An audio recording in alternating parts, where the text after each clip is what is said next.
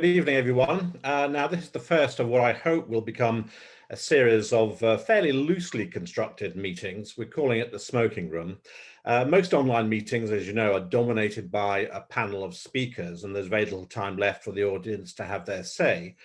So the idea behind the smoking room is to have a chat with a single guest for about 20 minutes and then open up the conversation to everyone else, reverting back to the guest to ask questions or perhaps comment on something he or she has said. Now, tonight, I'm absolutely delighted to welcome as our first special guest, Ranald Macdonald. Ranald is a managing director of Boisdale Restaurant. You can see a picture of Boisdale of Belgravia behind me, which is the original Boisdale restaurant. Ranald doesn't need much introduction to some of you, but for those who are less familiar with him, here are a few details of his life so far. Now, Ranald is the eldest son of the 24th chief and captain of Clanranald. However, and I'm not sure if he wants you to know this, he actually grew up in Islington. He then went to Ampleforth, which is the world's foremost Catholic boarding school. His education, according to the notes I've read and what he's told me privately, ground to a halt at St Andrews University. He was kicked out on 3 separate occasions, which is nothing to be proud of, Ranald. Before he secured a diagnosis from a psychiatrist for being, quote, abnormally lazy. That was in the Sun. That was in the Times, an interview in the Times. As a student, as I say, he went to St Andrews University, where he claims to have learnt more about wine and cigars than the subject he was supposed to be studying. He opened the first of his Boisdale restaurants in London in 1988. That was Boisdale of Belgravia, which, as I say, you can see behind me. That was later extended into the adjoining building. Since then, Ranald has opened 3 more restaurants in Bishopsgate, which is in the City of London, Canary Wharf, and most recently Mayfair. Now, I've known Ranald for about 17 years, and during that time, he's been a huge help both to me and to Forest. And according to the Times, and in an interview in 2017, quote, when the ban on smoking in public places loomed, Boisdale of Belgravia became the de facto headquarters for the libertarian campaign group Forest. I'm very proud of that. I'm also proud of the fact that together we've hosted numerous events at Boisdale of Belgravia and Boisdale of Canary Wharf, including the Freedom Dinner, which ran from 2011 to 2017, and Forest's 40th anniversary gala dinner in 2019. Perhaps our biggest success, though, was organising at 4 weeks' notice a dinner for 400 people at the Savoy Hotel in June 2007. It took place days before the introduction of the smoking ban in England, and it attracted TV crews from a dozen countries, including Russia, Greece, France, and Germany. Right, Ranald, over to you. And let's start with something that's incredibly topical, not just in recent months, but this week. We're talking about the impact of COVID lockdowns on the hospitality industry.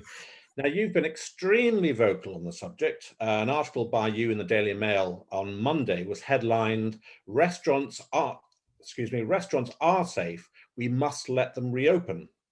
You went on to write, thanks to millions of pounds of investment in anti-COVID measures and training and social distancing, restaurants and pubs are among the safest places you could visit. That is why I would urge the government to be bold. There is no logical reason to delay a full restart for restaurants beyond Easter at the latest, which this year falls on April the 4th. Now, I know you explain it in your article, but for the benefit of those who haven't read it, can you explain the difficulties the hospitality industry has faced business-wise over the past year? Well, there are a number of ways of tackling a mountain and different ways of reaching the summit. And this is a big subject. I think the most interesting perspective to take on it is just taking a sort of Western view on the pandemic and how governments have supported the private sector, and in particular, those elements of the private sector that have been severely affected. And what I think is interesting is that normally on a socio-economic basis, Britain lies somewhere between America and Britain, and there's less safety net in America, and there's rather more safety net in Europe, and we're somewhere in the middle. So I think it's a revelation to a lot of people, and I think possibly to quite a lot of people who represent us in Parliament, that the British government has actually provided a fraction of the support that the Americans and the Europeans have provided. And the great example is our friend Des Gunawara, who is CEO of D&D Restaurants, because he has a restaurant in Paris and a restaurant in New York. And both in Paris and New York, all his costs of closure, or being forced to close, have been covered. In the UK, his restaurant group exists and is losing £1.5 million a month being closed. And that is the same for Boisdale and the same for every other operator on different scales. Now, we've had virtually no support. The British people, I suppose, we're all far more concerned with what's happening to us directly, but furlough, which has been championed as being amazing, is really just a capped level of financial support at about twice universal credit. It's capped at £2,500. And the rates is all we've received. So we've been closed for 9 months. That's 80% of our revenue. All our other overheads continue, and and we are cursed with having far larger premises than most businesses require, because we're a manufacturing business. We actually make the food and prepare the food and have the food we prepared consumed on the premises. So our premises are, on a scale compared to other businesses, 7 or 8 times larger than another business doing comparable turnover. We also employ more people. So we have been, and I'm not bleating or even ranting, it's just the fact of the matter is that we're just not being supported, and it is pretty difficult. Albeit I quite like challenges and I'm enjoying myself and I'm very happy, and I don't want anyone to feel sorry for me, but it is, what was the question, Simon? I just wanted you to justify your article. For example, in your Mail article, you wrote, the first 2 months of this year under total lockdown have been worse than ever. In what way has it been worse than ever? Well, it kept on getting colder. But from a business point of view, business point of view, well, it just looked pretty bleak. When you're going through, as we've all been through, trials and tribulations with all this, going through this time last year, July seemed to be when we would reopen, and that was going to be the end of it. Then November, then December. It has gone beyond my wildest expectations. I think we can be thankful that much worse things haven't happened to our generation. We haven't had to fight the Nazis or get covered in mud in the trenches, and the much worse things have happened. But yes, it is. As the weather's closing in, it is quite bleak, just not having any business. Okay, but when Boris announced the roadmap earlier in the week, which obviously doesn't meet your requirements for pubs and restaurants to be allowed to open completely from the 4th of April, what was your response to that? Well, I was surprised, because it doesn't seem to take into account the maths and the simple maths. There are 35 million people over the age of 40 in this country. 6 odd million people have had the virus and are immune, and those are the tested people who we know have had the virus. So one would assume there might be something like about 10 million people have had it and have a degree of immunity. So whilst we want to be cautious, and there may be good reasons beyond anything I know, by the end of April, by the end of March, everyone over the age, you'd have thought we could be a little bit braver than we have been. And I certainly expected to be open, and I believe we'd be open at the beginning of April, because by that point, everyone over the age of 50 has been vaccinated. And even by the end of this month, the numbers are all going to be so far down. It's going to be unbelievably down. And you thought that the cost of maintaining the lockdown would be greater in lives through not providing funding that's required to keep our services going, and etc. etc. I'm surprised. I think it may U-turn still. I think it might still U-turn, because I think the facts will become glaringly obvious that this is too cautious, and restaurants are relatively safe, and pubs probably less so. If you go to a pub, you can move around more, but you're seated in one location, and we've had no COVID issues with staff or customers, and most of the much larger groups have said the same. D&D, Wolsey Group, no, it's just not. It's a relatively safe place, and obviously you don't have to go out, so there is a certain amount of civil liberty, and so it's slightly upsetting. I can't go on about it, but it might change. Okay. Now, I know that one of the things you want is a cut in VAT on alcohol. I mean, is there any prospect of that in next week's budget? And can you explain why that would make such a huge difference? Well, so currently the restaurant trade, we have 20% VAT on everything.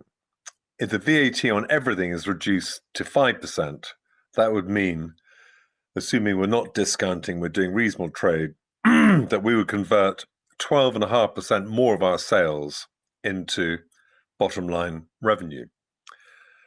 And as we've had no support other than furlough for staff and rates cuts, that would enable us to rebuild our balance sheet. We were offered 5% VAT on food only, but obviously we've had we've been closed down for a period for 3 months of that period when we would have benefited from that. But beyond Boisdale, where close to 50% of our sales are alcohol, there are 64% of pubs in the UK are wet-led, i.e. booze-led. And in particular, in poorer or less affluent areas, you have more wet-led pubs, which are very important for the community. The same community used to go and smoke there. And these pubs and outlets are unable to start doing 3-course gastro meals and whatever. They don't have the facilities. There isn't necessarily the demand. So we're penalising a community. So it's a sort of evangelical Puritans of zeal, really. Alcohol is not evil in itself, and I can't think why they wouldn't support an industry which is so dependent upon the sale of alcohol. And for many outlets, they're getting zero support. They don't benefit at all from the food angle because it's not of any importance to their sales. It just seems remarkably callous to not include booze. But obviously we're in a neo-Puritan age, and obviously they feel they can't reduce the VAT on booze. They have suggested not allowing us to serve booze, which is quite odd, because they'd lose all the revenue then. They'd lose the tax that's already on it, plus the VAT. But they wouldn't reduce the VAT on booze to give us a reasonable injection of funds. Okay. Now, you mentioned smoking while you were talking there, and obviously you opposed the smoking ban, and shortly afterwards, way back in 2007, to accommodate your customers who smoke, you spent £40,000, I believe, on a smoking terrace at your Belgravia restaurant. Now, I assume the terrace was good for business, because when you opened the Canary Wharf restaurant in, I think it was 2011, one of the features was the smoking terrace that runs across the entire width of the front of the building. So I just wondered, what are your thoughts now on the smoking ban? And as a business, regardless of your own personal thoughts, is it still important to accommodate smokers as best you can? Well, it's core to us. I tend to prefer people who smoke, and people who smoke tend to prefer Boisdale, and we're still an important slice of the population. People who smoke have a certain thirst for life. I mean, it's a massive generalization. No, I know you don't smoke, Simon. I like you very much, but smokers are good people, and so it's just a part of what we are. So I can't imagine divorcing it. And as it is part of what we are, we attract a lot of those people. So if we suddenly became a non-smoking venue, I think we'd do a lot less business. Okay. Now, last year there was an attempt to ban smoking in the new al fresco dining areas, drinking and dining areas that were springing up outside pubs and restaurants as a result of COVID. And again, you spoke out against that. Now, we know the threat of a national al fresco smoking ban won't go away. So what are your thoughts on government, whether it's local authorities or central government? What are your thoughts on government intervening on this particular issue? I don't have any specific thoughts. I think that it's pretty unlikely. I think government's got better things to do. Yeah, I'd like to think you were right. Unfortunately, other countries suggest otherwise. Canada, for example, increasingly in the United States. I mean, I agree with you. I think it's unlikely at the moment, but certainly it's a target, shall we say, for the anti-smoking industry. So I suspect it'll come back again and again. Now, I noticed, and going back and reading one or two interviews with you in the past, I've read that you have four loves: Scotland, whiskey, cigars, and jazz. So I want you, if you would, just to elaborate briefly on each one. Well, let's take them one by one. Let's start off with Scotland, which also obviously is very much in the news at the moment, with a potential, another referendum on the cards. You've been quoted as saying, "I define myself as being Scottish, but other people might not. I think different people define their nationality in different ways." So how do you define your nationality? And given that you were brought up in Islington and you went to school in England, how would you define your Scottishness? Well, it's a similar sort of conundrum that the Romans were faced with when they extended citizenship across the empire, because we have a situation whereby everyone is British, but people like to identify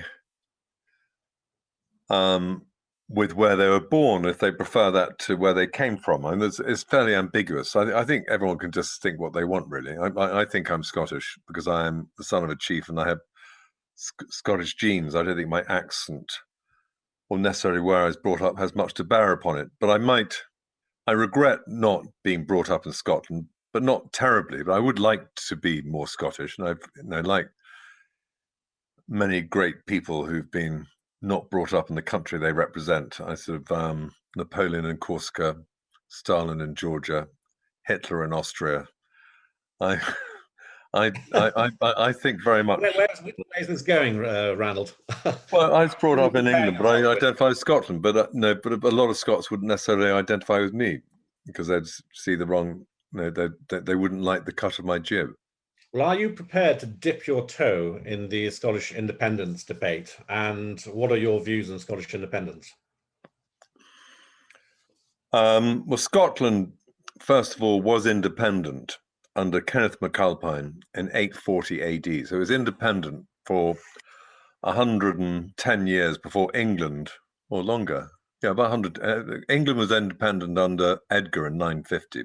So Scotland always has been independent.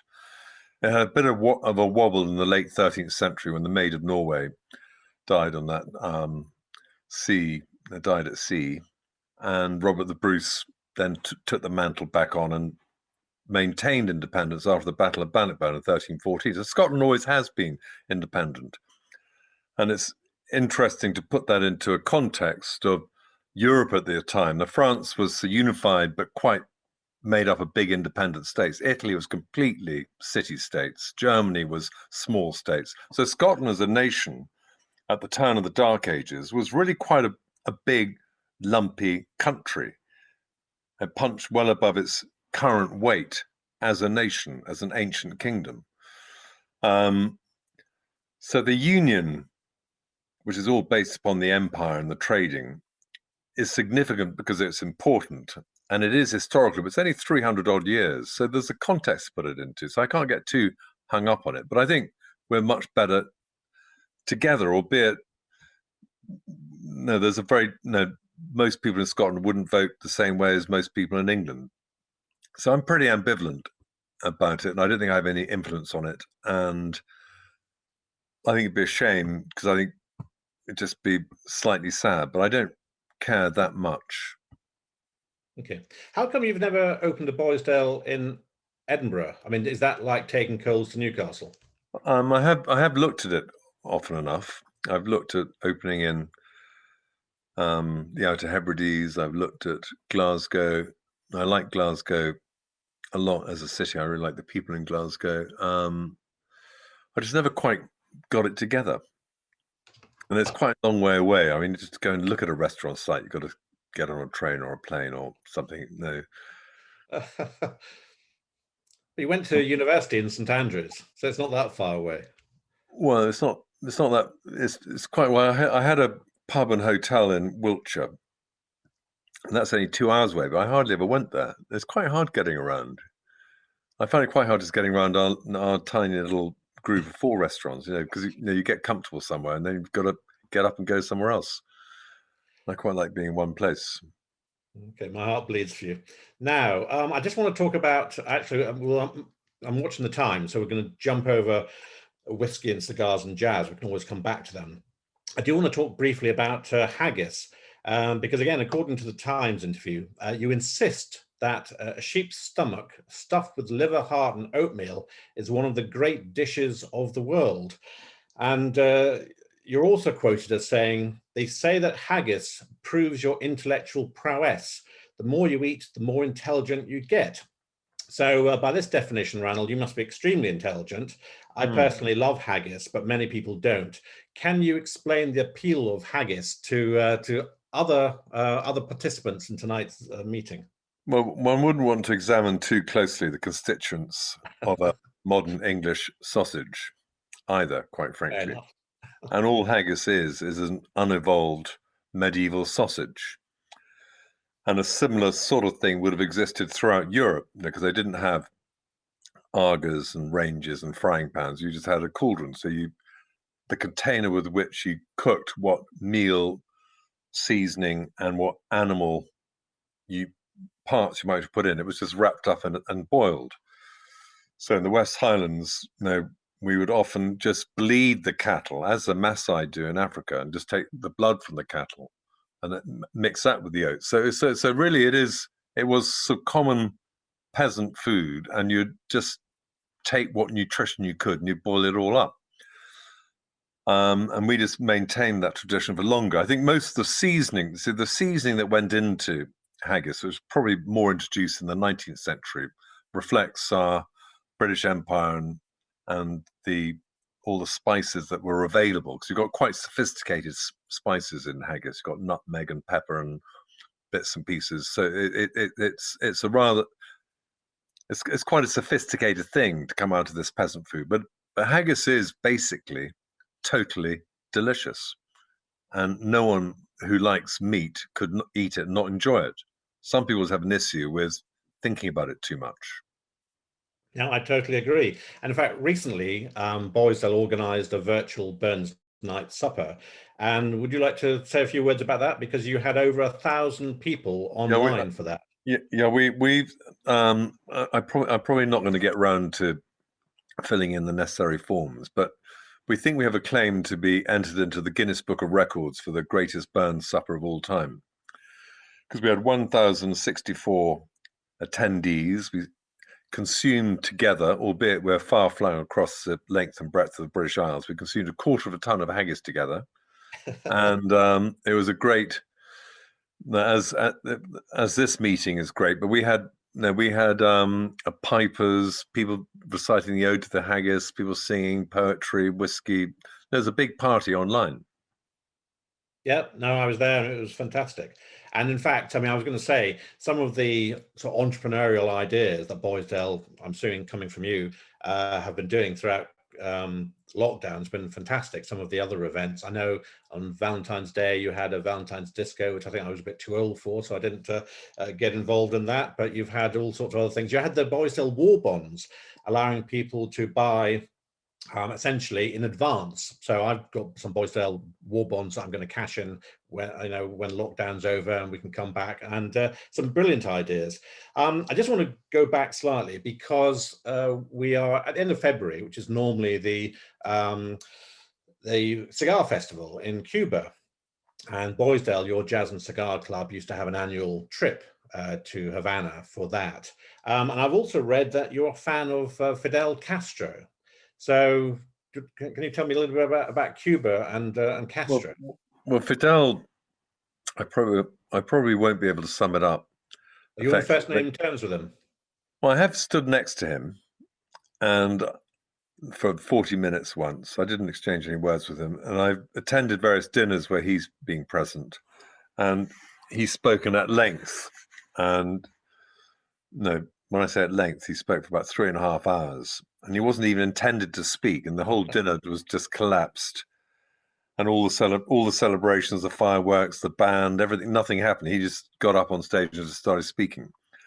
But I think he's one of the most enigmatic and fascinating men of the 20th century. And funnily enough, I was struck. I'm not a particular fan of Edward Heath, although he was a customer of mine in the early days. But Edward Heath, when asked to name the 3 people in the 20th century he most admired, Fidel Castro is one of them.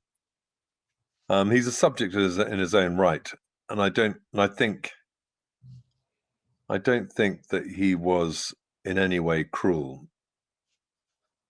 But some of the policies he followed obviously had nasty side effects, and partly that was because Britain and America pushed Cuba into the arms of Russia, which needn't have necessarily been the case. Okay. Now, thank you for all that. We will come back to you with some other questions from the audience. I want to bring Rob in because Rob has actually written an article for Spiked today. Headline is "Let's Call Time on the Pub Lockdown." The glacial easing of restrictions could prove fatal for many of Britain's boozers. So, Rob, do you want to add a little bit to what Ranald's been saying? Because essentially you're pretty much in agreement with him, aren't you? Yeah, I mean, so my argument was that because we've got the vaccines and the cases have come down a lot. I was looking today, just at deaths, for example. I mean, it was obviously very, very bad in January, but they reported on the 20th of January, they reported 1,800 deaths. And today they've reported just over 400. So things are moving very much in the right direction, even if 400 is still far too many. And the case numbers have come down very dramatically as well. And as Ranald said, we're already at the point where the people who are most at risk of death, which is the over 70s, they've all been vaccinated and are all vaccinated by last Monday. And my local GP surgery here in the Scottish borders has just announced today that it's done all the over 65s as well. So we're making great progress in terms of vaccinating people. And we should start to see the number of people dying or going into hospital start to come down quite quickly soon, I think. And therefore, the big risk, the thing the 2 things that justified the lockdown were lots of people would die, and they did, but that's coming down, and that lots of people will end up in hospital. And while the vaccines don't help quite as much with the hospital bit, the number of people in hospitals come down an awful lot as well, and it's going to keep coming down. So what is the justification for closing down society so dramatically? Fine, we can wait another 2 or 3 weeks just to make sure the schools don't have a big impact on things. But I don't see why we couldn't be opening up at Easter for pubs with all the usual safeguards. Certainly we should be drinking, we could be drinking outdoors now, frankly, but certainly by Easter, I think that it would be quite reasonable to have the pubs starting to open up again. And so I think it is overly cautious. And I can only hope that Boris Johnson, if the figures go the way it looks like they're going and continue to go in the right direction, and there isn't a huge explosion of cases because of all the schools going back, that I hope if he's going to be driven by data rather than by dates, as he likes to say, that if the data is going in the right direction, I hope he'll bring those dates forward. Okay, well, I'll hand over to you, Rob, so that we can bring in anybody who wants to comment, maybe comment on this or anything else Ranald's been talking about. Over to you. Great. So, as I said at the start of the meeting, if you can find the participants button, which is usually at the bottom of the screen, and click on that, and then you'll find a little raise hand button. You should be able to indicate to me that you'd like to speak. And obviously, do feel free to ask questions directly to Ranald about the things that he's been talking about, or comment on this, obviously the lockdown and how it's affecting pubs and how it's limiting the ability of smokers to get out and socialise, really. So I think Tina's first up to speak, so I'll just ask you to unmute if you could. Mute. Yeah, there you go. Hopefully this time it works, because it never works, my volume. I loved what Ranald said. Loved it, every inch of what he said. And I agree with you, Rob, about we should be opening pubs and restaurants and things like that nowadays. Because like restaurants, you're in a confined space, if you know what I mean. And you're not going to be spreading. I mean, I go to the supermarket and there are people standing right next to me getting a red pepper or something. Do you know what I mean? It's more contagious. Does that make sense? Yeah. I'm still wary about the vaccination myself, personally. I've been invited to go and have one twice. But I'm wary of it. But I will probably be having it because I won't see my children if I don't. Because they've done the mother guilt thing. Yeah, so no, everything that Ranald said, I agree with. Everything you've said, I agree with. And, you know, and I agree also where Ranald said, like, when smoking ban came in, I don't go out anymore to restaurants and pubs and stuff that much because I can't smoke there anymore, you know? I mean, I remember in the days where you could smoke in between courses, smoke on planes, smoke on buses, you know, smoke on trains. And it's like, yeah, anyway, that's my piece. Thank you very much indeed, Tina. Right, I'm getting my jab next Tuesday, and I can't wait. I have to say, Elise. Hi, thank you, Rob. I have one question about when we do go back. What do you think the policies are going to be? Will you be restricted with how many diners you're going to be permitted to have inside the restaurant? And what about your rooftop? How will that come into being? And will you sort of transition and try to serve food up there, so, you know, what's your game plan, or what does your crystal ball say about the future? Well, there will be the same restrictions we had before lockdown 3 of groups up to 6 people, but from 2 different households from the 17th of May. And then I think by mid-June, they're looking at all the restrictions being dropped. There's no talk of a curfew, so we can be up late again. And I think, what was the other question? And we will be serving food, and we have been serving food on the cigar terrace. So I imagine that there are going to be a lot of very jolly people seeking fun. And we had a very enjoyable period of trading after lockdown 1. And one encouraging thing I can say to you all is that what we saw was the return of the long lunch. Not for 20 odd years, I'd seen so many long lunches, all the way from June through to November. We found people coming for lunch and using both their white wine glass and their red wine glass. And I thought it was a bit of a honeymoon, but it just continued on. Maybe ironically, because people don't behave as they're sort of told to behave necessarily.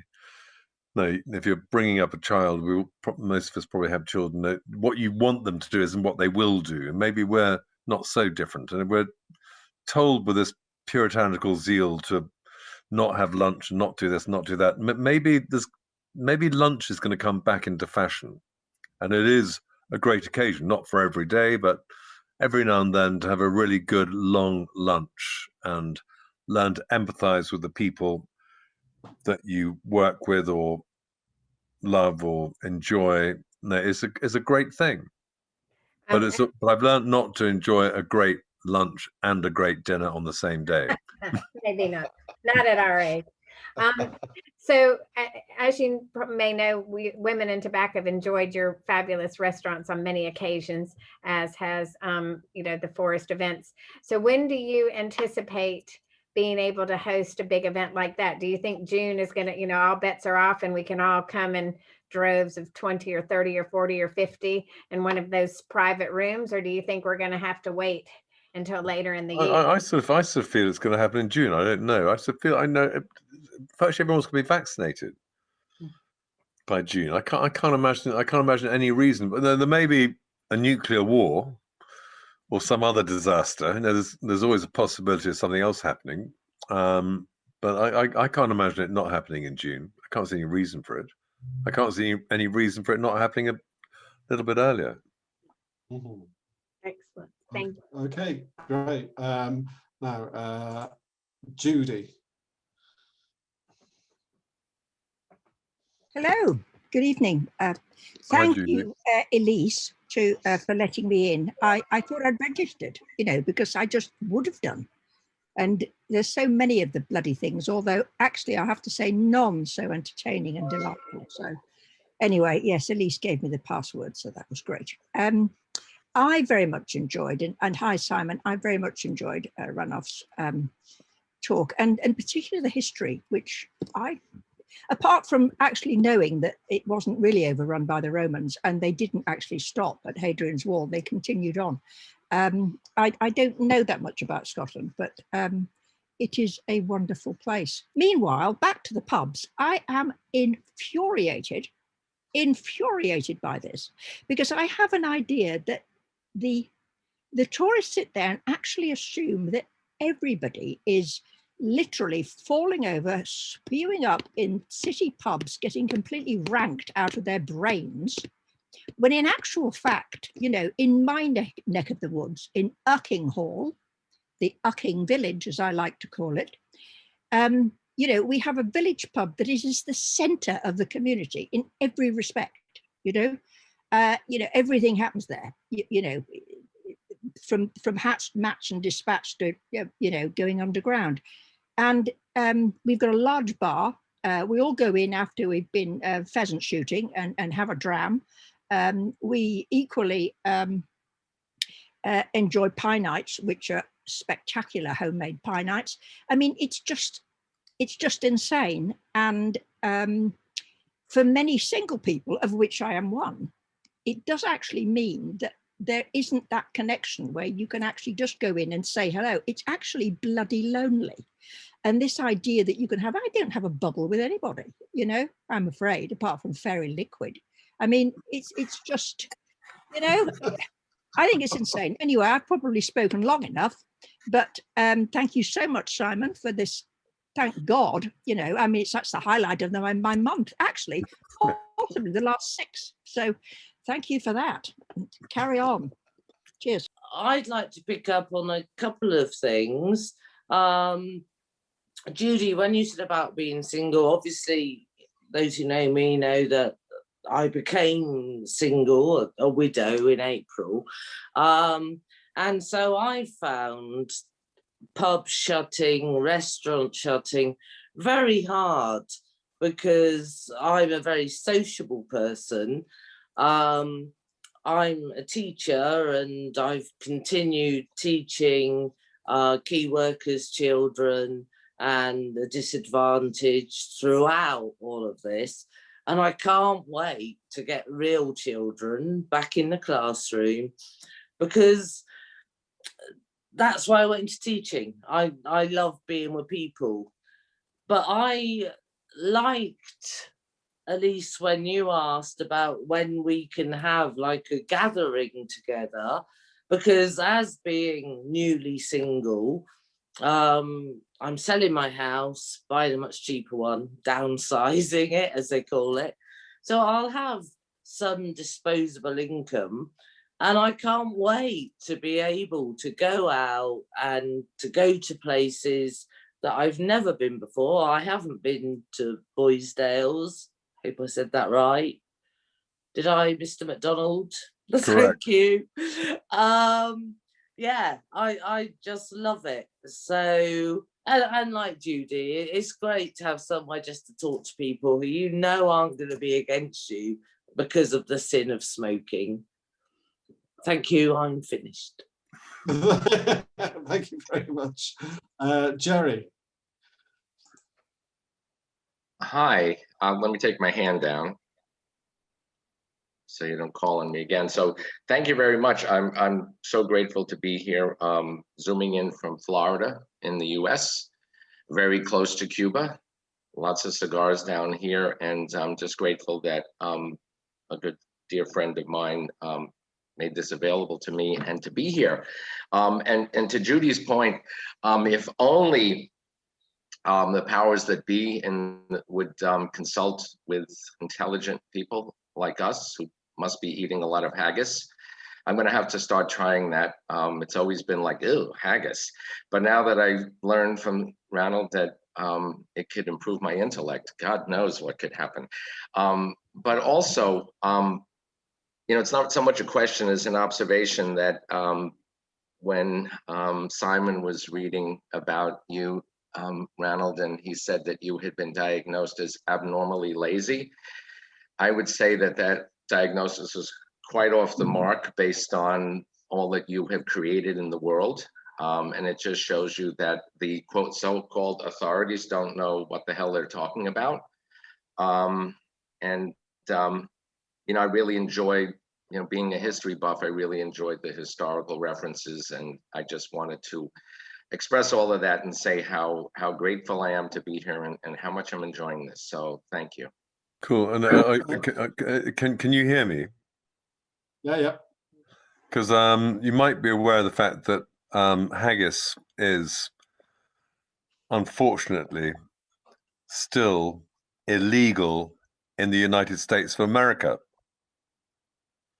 And whilst being disappointed that Trump became president, which is another moot area, I had hoped, given his West Highland heritage, that he might have legalized haggis. But Jerry, you will be unable to buy haggis legally in America, and you probably won't be able to find it in Florida either. But bear that in mind, because we need to start a campaign to legalize haggis in America. Ranald, is haggis available illegally in America? Well, there is a haggis that purports to be haggis that isn't haggis that is available. It's quite hard getting food in the post to America because it might not be that delicious by the time it gets there. I have smuggled some haggis to America, and the American objection to haggis is that there is a ban in America on sheep's lung in food to be digested by human beings. And of course, it's the sheep's lung which provides the stimulation to the brain, which is why it's so good for you. You should get the Mexicans to bring it. I mean, they can bring Coke and everything else in. I don't see why they couldn't bring haggis in as well. Yeah. Eamon. Hello, Eamon. Yeah, I've got a sort of, I'm an economist and I've got a sort of economic question for Ranald. I've always thought that if a restaurant closes, if a restaurant folds and so on, that's a serious disruption of an entire supply chain. You know, the butchers and the fish merchants and the victualers, and then of course all of the people that supply them, the farmers and the wine growers and the other people like the folks who do the laundry and the people who find you staff and the people who rent you premises and things like that. So these things can take years to replicate because it takes you years to find good suppliers, and it takes years for you to find people that you trust and that you can deal with and that will pay the bills on time. And I just wonder whether getting back to normal might be a longer process than people imagine, because we've got to recreate all of these long chains of what is in fact personal relationships.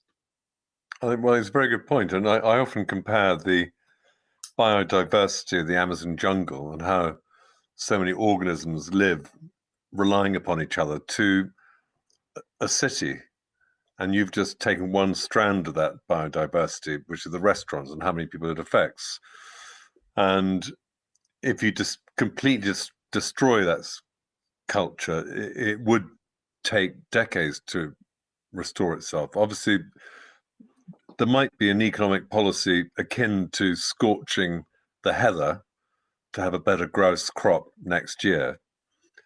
So there's a little bit of, that you can, forgetting the personalities involved and the people who are hurt by it, there might be a government economic policy unprinted and unsaid, whereby they think that just new growth will come up and replace. But you can only destroy so much of it, because it is, you're quite right, it does take, I wish I had a few more lifetimes at it, but all the relationships that are required to make something work, given that all the odds are against you, because it's such a precarious business.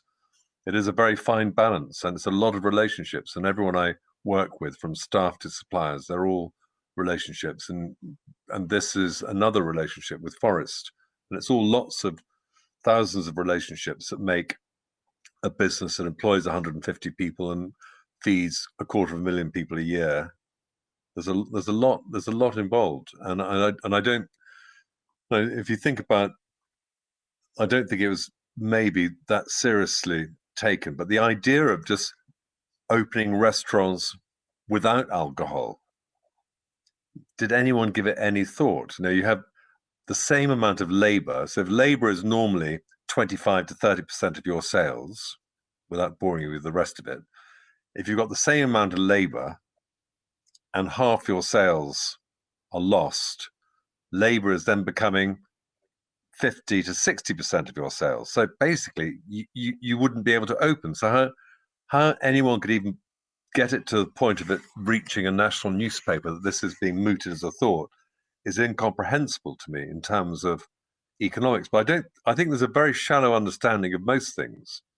And it is, to repeat myself, it is incredibly unfair on all the wet-led businesses across the UK and the community pubs in particular, that they didn't reduce the VAT on alcohol. And what justification is there for that? Mm-hmm. Okay, we've got Stephen next.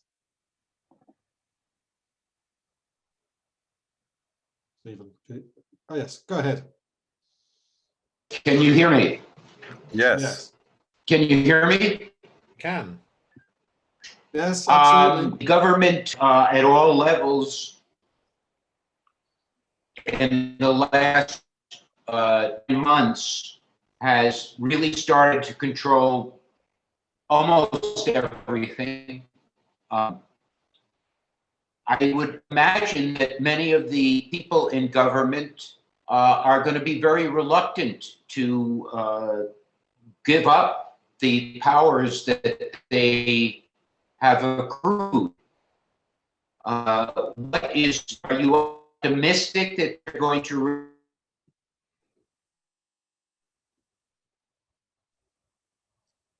release their You've frozen, hold on everything? Stephen. Or We do can't you really hear you. think this is going to be a time for massive new programs that will restrict people's liberties?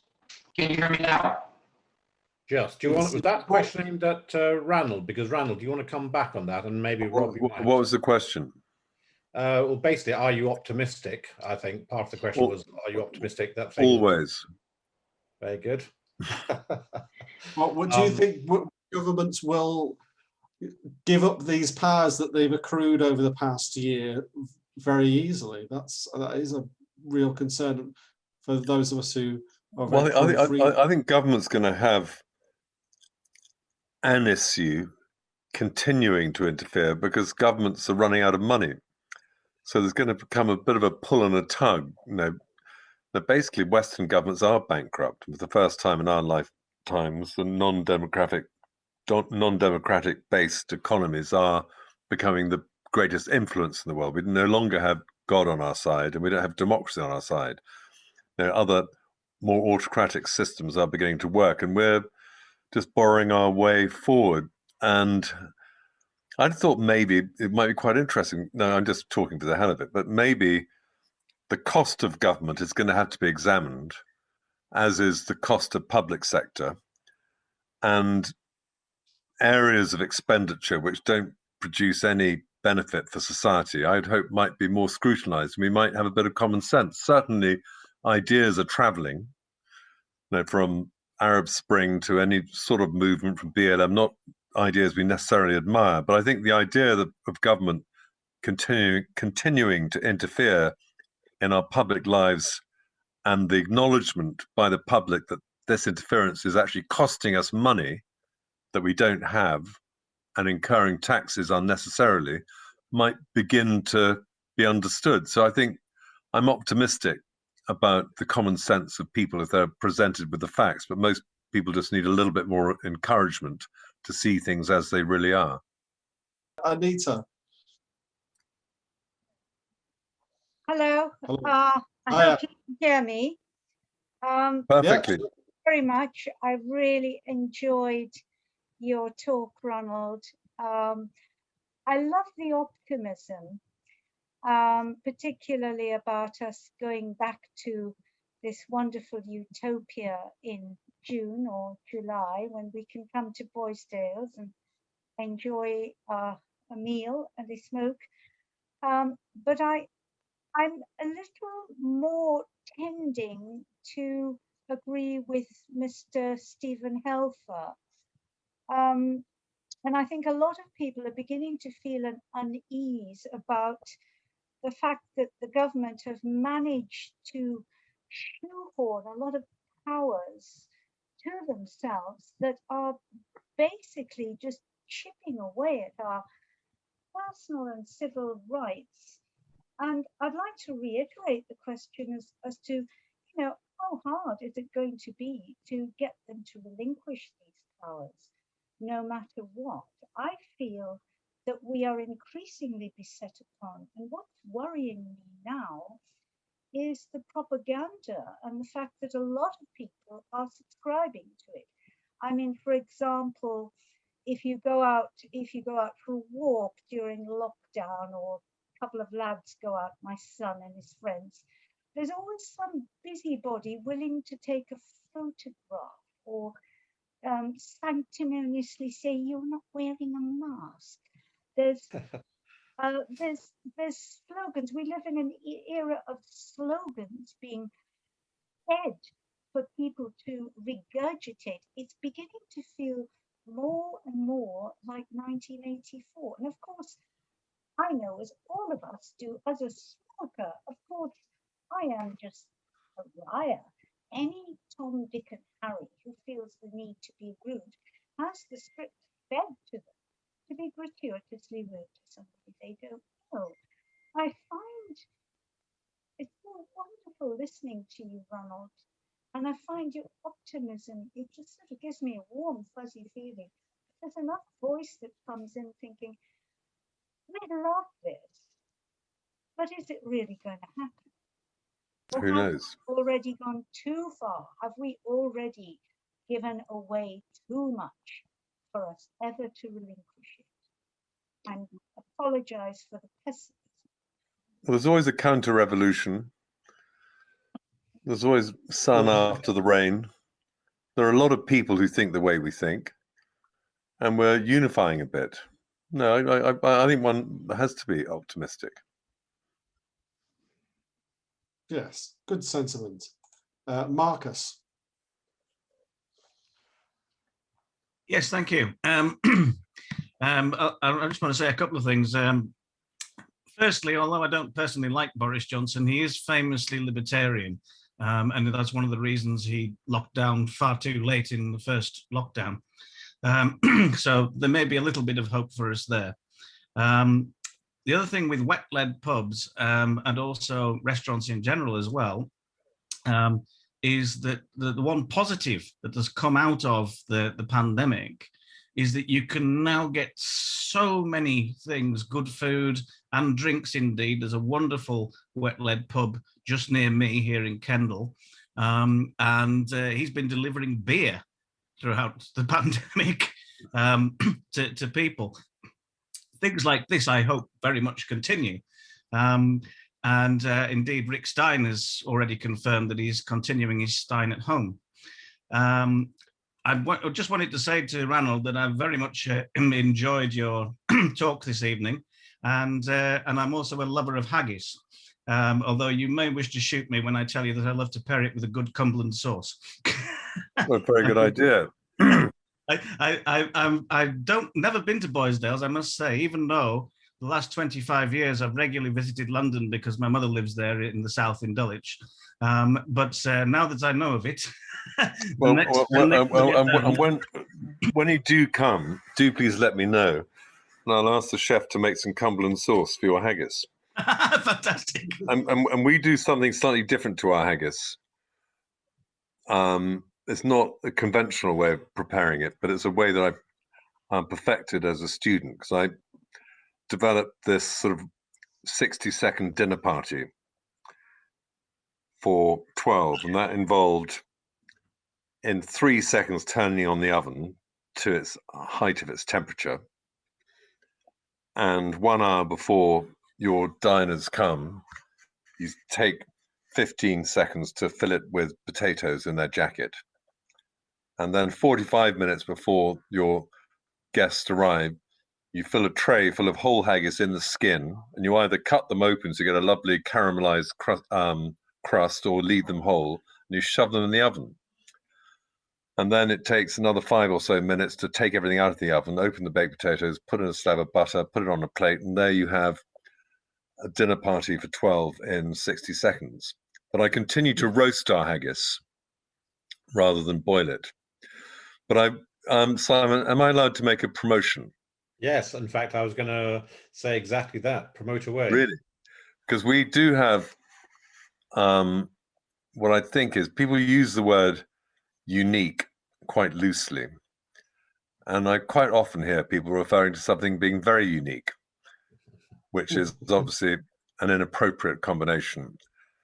But we do have what I think is the world's first black tie dinner party coming up. And we will be delivering a 3-course dinner, cigars, and delicious wines. And you can, as you could do on this event, not have your video on, so no one needs see you if you don't dress up. But we're commemorating quite an important occasion, because on the 5th of March in 1948, Winston Churchill, at that point not representing any constituency or any nation, was invited by, I can't remember which president it was, but the president at the time, to make a speech. And he made a long speech and made the first reference to the Iron Curtain descending upon Europe. So we're having a dinner to commemorate that great speech on the 5th of March. And Randolph Churchill, Winston's great-grandson, will be attending and making a speech about his great-grandfather's speech. We'll be launching the Davidoff limited edition 2021 Toro, which is a magnificent cigar, 6 inches long, 54 ring gauge. And we'll also be tasting, slightly counterintuitively, the greatest Malbec in the world, produced by Donna Paula in Mendoza Valley, which won the IWC trophy. And we'll have some other colourful people on the panel: Tom Parker Bowles, Will Lyons, James Simpson, MW. So we'll have Randolph making a speech, we'll have our dinner, we'll have a wine tasting, we'll have the wine makers zooming in from Argentina. We'll then have Roy Summer of Davidoff, the MD of Davidoff, talking about the cigar, and then we'll do a cigar and wine tasting. And all of this could happen in your home. So if you're keen, look it up at boisdaleathome.co.uk, boisdaleathome.co.uk. And last orders are Sunday. That's advertisement over. No, that's perfect. Rob, I don't think we can really top that. And I have to say, having done the Bones Night Supper a few weeks ago, where I took my desktop, my 27-inch iMac, and stuck it on the dining room table, and we were able to sort of take part in this fantastic meal with all these other people. It was actually a remarkable experience. And I'm sorry to say, Ranald, I think perhaps in the future you're doing yourself out of people coming to your restaurant, because there I was sitting in Cambridgeshire thinking, why the hell would I want to bother going into London with all the hassle of getting home when I can actually have a lovely experience sitting at home, watching all this take place in front of me online, and at the same time be eating this wonderful food and drinking all these recommended wines. So it's a great idea. And also, just to be optimistic, I would say there have been a lot of businesses that have actually been incredibly innovative throughout these last few months, including, in many cases, like somebody has already mentioned, just local pubs. Our local pub in the next village, they offer takeaways every single night. They do Sunday roasts.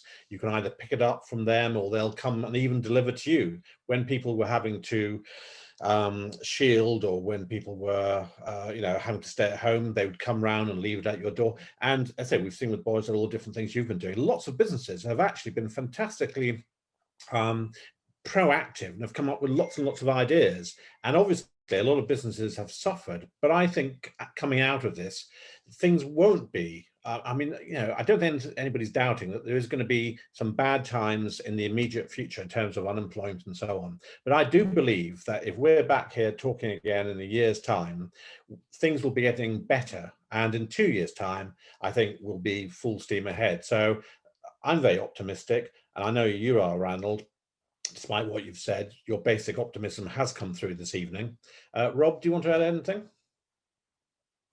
No, that's it's all good. Sorry, I'm just chatting to Mel on the chat. Yes, I know. It's. I really hope that when we finally get out of all this mess, that we feel like partying, or at least fine dining, and really start to appreciate our freedoms that have been taken away from us. Brilliant. All right. Well, thank you, Rob, and many, many thanks to Ranald, not just for tonight, but Ranald, all your support over many, many years. Well, thank you for yours, Simon. Not at all. And thank you to everybody else who's joined us this evening. Our next webinar is on the 10th of March, which, funnily enough, is No Smoking Day. So we'll be sending you information about that in the next week or so. I hope you'll join us then. In the meantime, after all that talk about haggis, I'm absolutely starving and I'm off for my supper. So good night. Okay. Good night, everyone. Thank you, Simon. Thank you, Ranald. Good night, everyone. Thanks, Rob. Bye.